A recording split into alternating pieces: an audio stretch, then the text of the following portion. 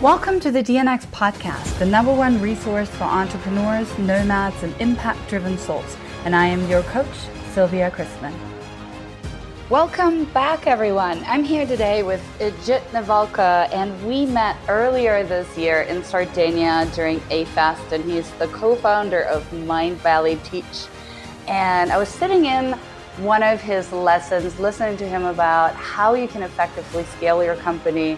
And we connected afterwards, and we had such an incredible conversation that I was really excited that he made the time for us here today to be a guest and tell us a little bit more. Hi, welcome. Thank you for inviting me, Silvia. I'm excited to be here. Yes, thank you so much.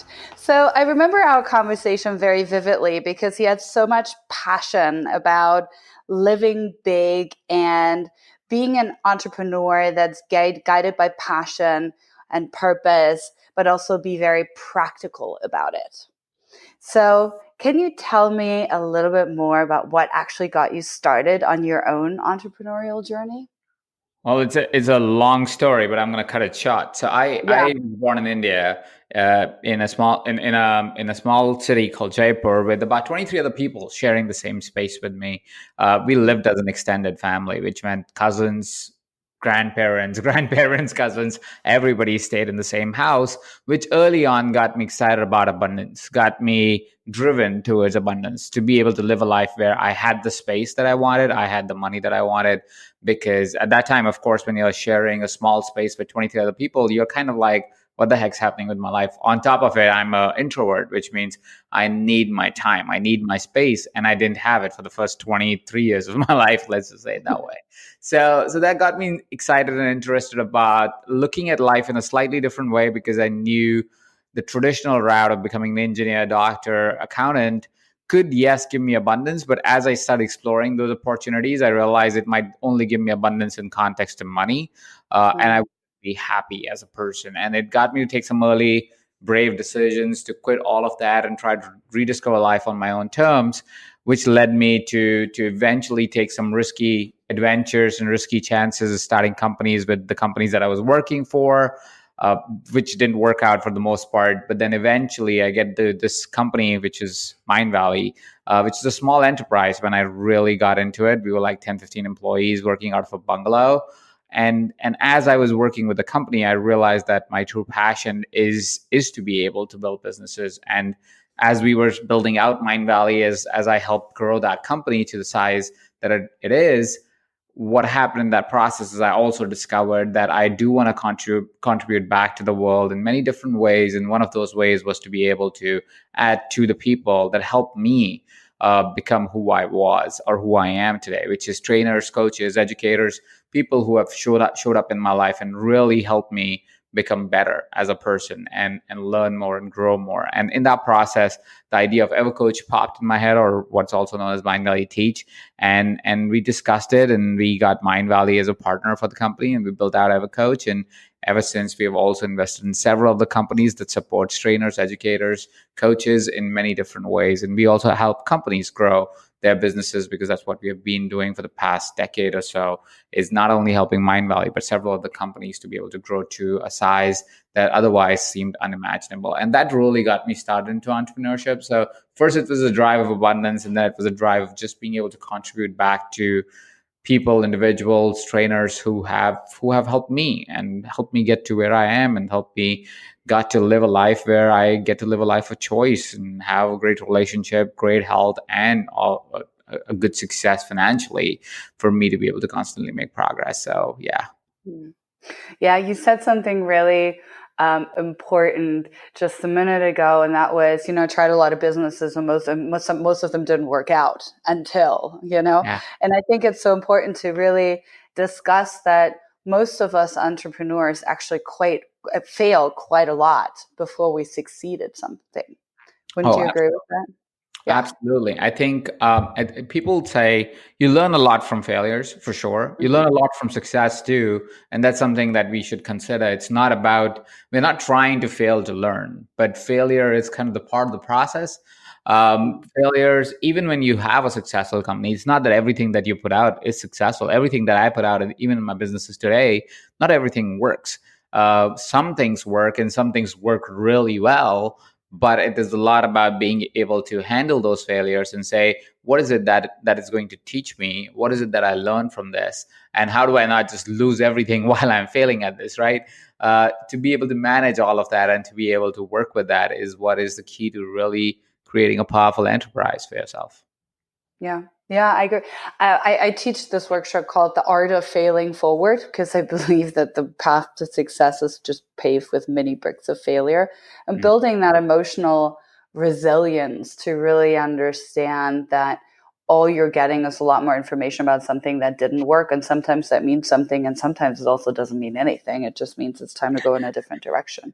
Yeah, and if you Right? really think about it, life's kind of like that, right? Not only business. Like we're constantly bombing in different things. Like I was listening. Have you ever heard like stand-up comedians on how they came up with their acts? I was listening to Jerry Seinfeld, who's probably one of the longest standing and most successful comedians there is.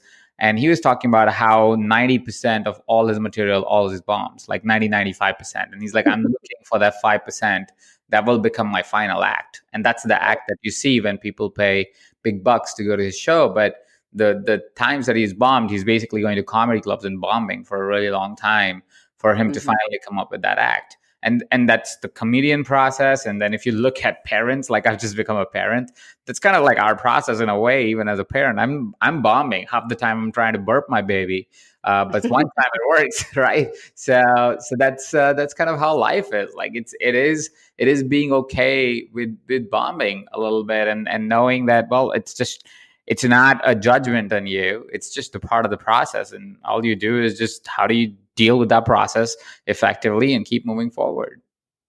Yeah, 100%.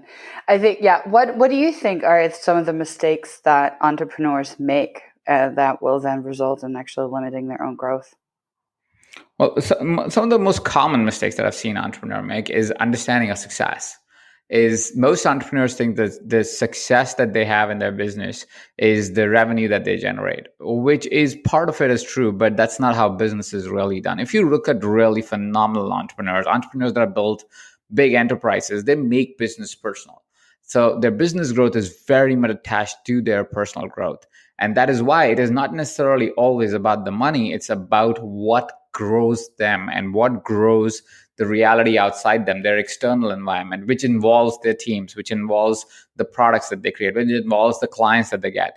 And that's the myth that people kind of get tapped into, because that's how the dialogue's always done. It's always about the business as a process, as if it's a boring thing that you're working on. Business is exciting because business is you. Entrepreneurship is a lot about, and business growth is a lot about working on yourself and growing yourself, which one of the things that we just don't talk about enough. We don't talk about enough on why it's critical and important for us to consider as entrepreneurs to go in and say, hey, how is it that I am growing? Because the moment I grow, and by growing, it means growing personally, growing professionally as well, like growing how your vision of the world grows, sometimes is the key to be able to really grow your company, because you have a grander vision to pursue. Your ideas evolve with that. If you are looking at if you're growing professionally in the context of being able to, how do you work with your team? Sometimes those are the key things to really be able to grow your companies dramatically. Some of the key things that entrepreneurs, again, tend to miss is that because they're not growing as fast, sometimes they clutter their work so much because they think that they need to do everything and then some, which is a flaw and is a bad education that we tend to give a lot of times to entrepreneurs. Is entrepreneurship is about working hard and working long hours, which is so not true. When you're first building your product, maybe, but business and growing a business is a lot about actually growing yourself. It's a lot about growing your people around you. It's a lot about growing the processes around you. And that is not about saying how many hours do I put in the work, but about the quality of the work time that I put into the work. And that only expands when you are expanding yourself as a human being. So that's one of the bigger myths that I think we've had in entrepreneurship for a long time. And we look at some of the entrepreneurs, and today's media world is interesting, right? Because everybody has a megaphone called YouTube or Facebook and so forth. And that's why sometimes we get to see glorified stories of somebody's 5 minutes of them saying, oh, you need to work hard, or you need to work, like, I'm slogging and I'm doing this and I'm doing that. But that's the 5-minute video presentation that they're giving. That's not necessarily 24 hours of their life, because That's not how real businesses are done. Real entrepreneurs who are really doing it are not saying, hey, how do I invest all of my hours in the day into the business? They're saying, yes, I got to work. It's not that you're not working, but they understand the value of just saying, hey, I don't need to be in front of a computer at all times because my best ideas come in a shower. My best ideas come when I'm taking a walk or in a meeting or having a good conversation with a fellow entrepreneur. It has nothing to do with business per se. Yeah. Oh, I can so relate to that. What do you think is the work play ratio that any entrepreneur should try to pursue? So for my personal opinion is I would say Mhm. it should be 50-50 at least, but I would Right. almost say 40-60, which means 40% of the time you're working, 60% of the time you're playing. And there's a reason for that. You see, the most important role a founder or CEO has is not their skill set. That might be the case when they just start the company, right? When you're just starting out, it's your first year. Well, your skill set is all you got because, well, honestly, you can't hire anybody else.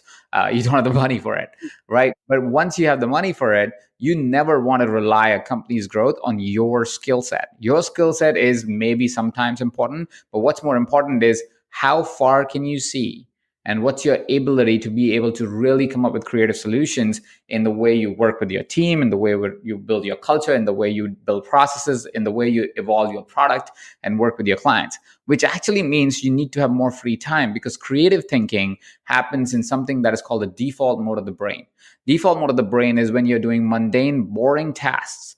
And when your conscious brain is kind of like not really processing a lot of insight and information because it's mundane tasks, you don't have to really think about it. What happens is your brain, which default mode gets activated, which is the unconscious or the subconscious of your brain, and starts to process all the data that it has collected over time. Data from your meetings, data from what you're studying in a magazine, data while you're watching TV, and so forth. And when all that data gets processed, what happens is now you come up with creative ideas. Most of the entrepreneurs can associate their best ideas in a shower or while they were taking a walk or while they were at a really random place doing a really random thing, which had nothing to do with their business.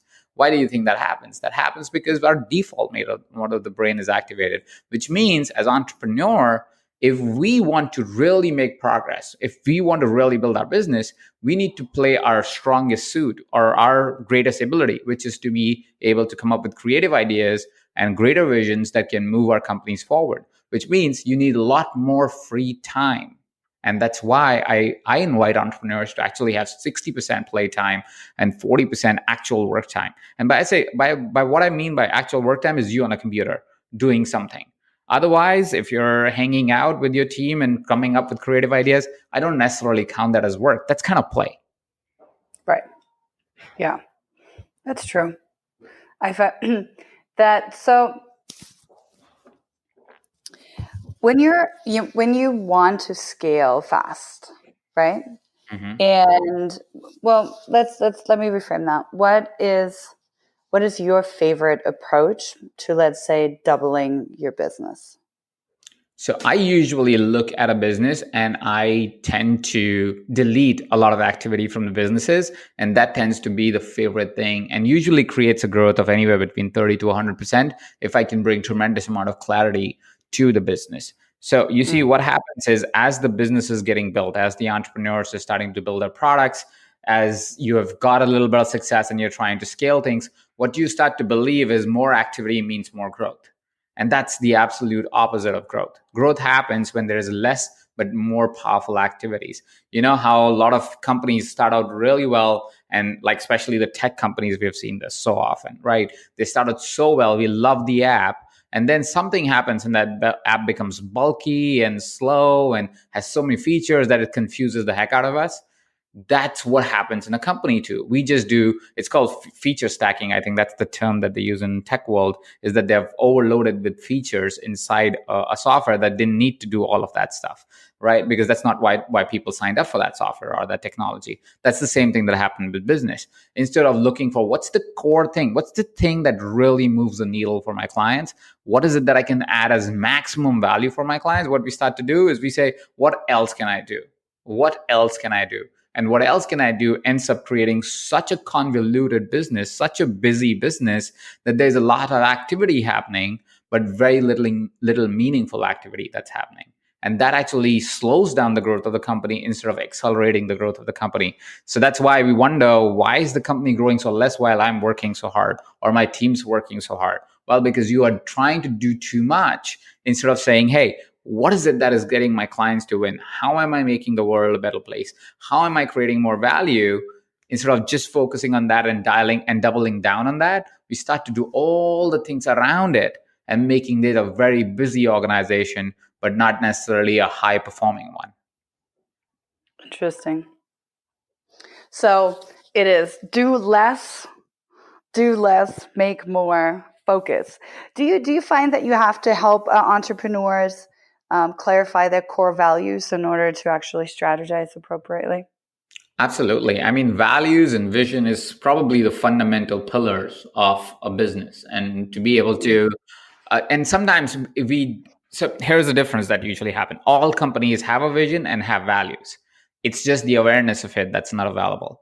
So what would happen is, if let's say you didn't identify your values and you didn't really, you think this is just some fluffy stuff that you have to do for HR or for awards or something, and you didn't really value it, what will happen is that your company will still have values, but there will be no awareness around those values, which means you are being a reactive company, which means there is no one direction that your company has to make a decision. What will happen is everybody will start to pull towards it, but no one person will be able to go, how do we make a decision in this circumstance? And hence it will slow down this decision-making process, because it will become increasingly reliant on the CEO or the founder or the active CEO, whatever that is the title that actually governs the culture unconsciously, if not consciously, of the company.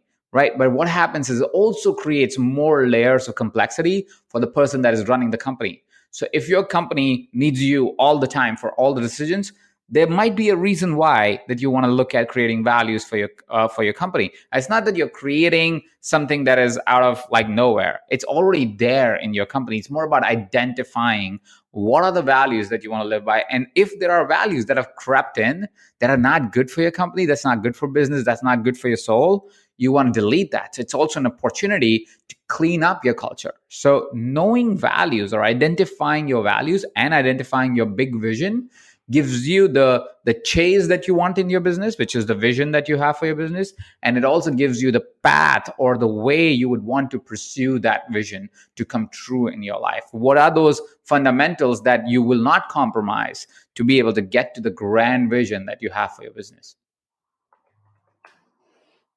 Wow, yeah. So true. So true. So next week is a big week for you because your new book is coming out. Absolutely. Is that correct? Yeah, yes. It is. So tell us a little bit more about your book. I'm excited about it. Can't wait to read it. So the book's called Live Big. It came out of a personal journey that I had first, where I was asking the question that we were talking about a little bit today, is how do I grow my companies and not have to work all the time? Like, how do I actually build a life and not just build a living? I am a purposeful person, and yes, I love my work, but at the same point in time, I love my wife, I love my child, I love my family, I love my experiences, I love my friendships. But it seemed like that I had to sacrifice all of that to be able to build a great company. And so I started to ask the question of, why is it that we have to sacrifice? Can we have it all? And the answer that I first found for myself was, yes, you can. You just have to restructure your life in a way and have some perspectives that allows you to really be able to think about things in a slightly different way, which will allow you to be able to scale your company, but also start to build a life for yourself.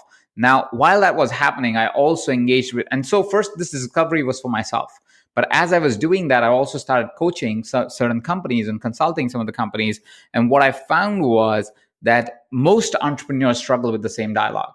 It's an inherent belief that we have that if you want to build a great company, you must work your ass off, which means that you're just working all the time.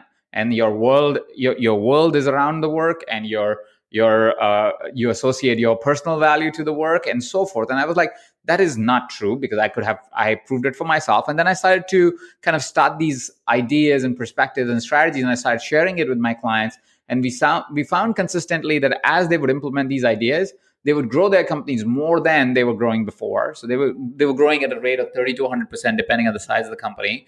But at the same point in time, they were working significantly less hours, and their teams were a lot more engaged. And so we were like, okay, there's something here. There's something here beyond just me trying something out for myself and working. Right. And that's where Live Big came into being. So Live Big is ideas and perspectives that you will see in your life as you implement them, as you ponder on them, as you try these strategies. You will see they will help you not only grow your company, but also live a full, complete life.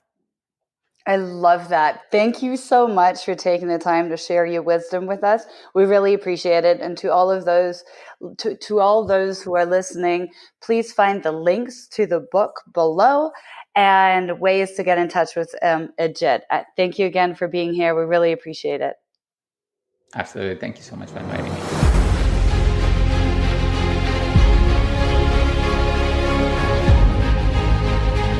That's it for today. Thank you so much for joining us, and thank you for your ongoing support. Before I leave you, I want to invite you into my world. Please go check out dnxcommunity.com. This is where you'll find the other nomads and evaders of convention. We'll see you there. And if you're interested in our English-speaking events, go and check out dnxglobal.com. You'll find the link below this podcast as well. And if you have time, one last favor, please go to iTunes, look for Silvia Chrisman or look for the DNX podcast and leave a review. Thank you so much, lovely people, and I'll talk to you next time.